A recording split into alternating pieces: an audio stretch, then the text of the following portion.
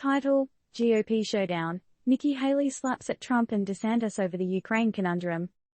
TLDR. Just another Sunday in the political arena, as Republican presidential hopeful Nikki Haley flings verbal mud pies at Trump and DeSantis, clashing over the Ukraine issue. While both Trump and DeSantis wish for a peaceful settlement, they've been dancing around committing to Ukraine's win in the war with Russia. Haley, not a fan of fence-sitting, calls them out. Picture this: it's a Sunday afternoon, you're chilling, sipping on your almond milk latte, and suddenly, political storm clouds start to gather. Nikki Haley, our only female gladiator in the Republican presidential nomination ring, went gloves off on her ex-boss, Donald Trump, and potential 2024 contender Ron DeSantis. The bone of contention? The Ukraine-Russia conflict.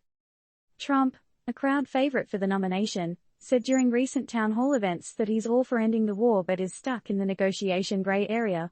He's willing to lend a helping hand to Ukraine and Russia to reach a settlement. All good and dandy, right? But wait. And then there's Florida Governor DeSantis, Trump's main competition.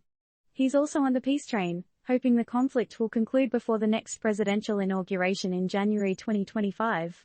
DeSantis recently claimed that he supports a settlement to the war, but like Trump, he hasn't really taken a stance on whether he wants Ukraine to win the war. But Haley, who doesn't like sitting on the fence, ain't buying it. She sharply criticized DeSantis for his previous statement this year that Ukraine was a distraction.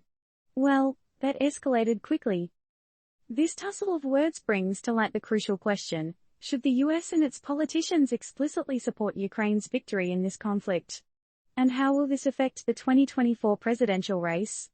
And while we're at it, let's play a game of what if. What if you were in the Oval Office, with the power of the presidency in your hands? How would you navigate this geopolitical quagmire? Would you endorse a particular side or would you aim for a neutral settlement? And what role should the US play on the global stage when it comes to conflicts like the one between Ukraine and Russia? Remember folks, our actions today shape the world of tomorrow. So, how do you think this political hot potato should be handled? Your move, keyboard warriors. Disclaimer: this article is not intended to provide any political advice or recommendations. It is purely informational and intended to encourage thoughtful discussion. Always consult with a knowledgeable professional for advice on political issues.